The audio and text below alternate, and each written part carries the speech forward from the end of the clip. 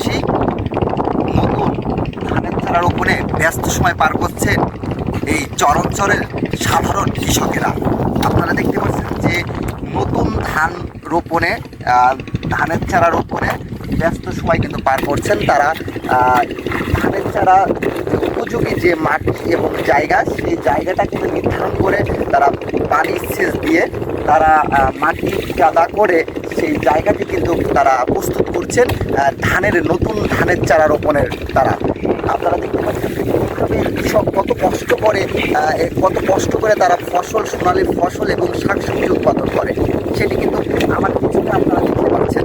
তো আমরা কৃষকের সাথে কথা বলবো তারা কি ধানের চারা তারা রোপণ করছেন এবং ধানের চারা কত বয়স হলে তারা লাগানোর উপযোগী হবে সেই বিষয়ে আমরা আলোচনা করবো।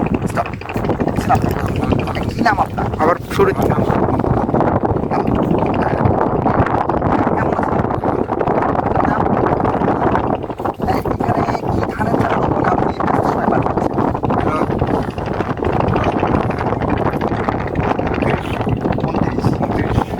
এখন চারা দিয়ে আপনি খেতে লাগাবেন কখন?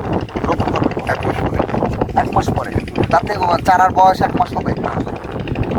এখন এই ধানের চারা দেওয়ার পরে আপনার কি কি কাজ করবেন চারা রোপণের পর? চারা এই ভর্তি দেওয়ার পরে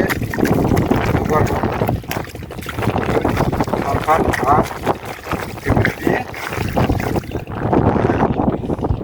এখানে কি বর্ষা মৌসুমে কি পানি এই মৌসুমটা পার করে আপনারা এই মাঠে কি কি ধান হয়?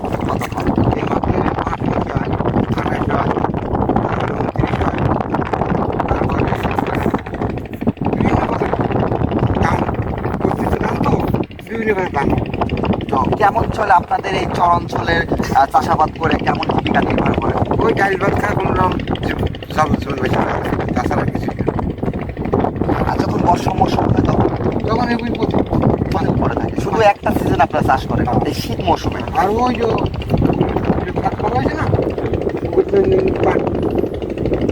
পাট করে তাই এত বান্তি করা হবে। দর্শক যেমনটা শুনতে বলেন যে এই পদ্মা, এটি কি চর বলে?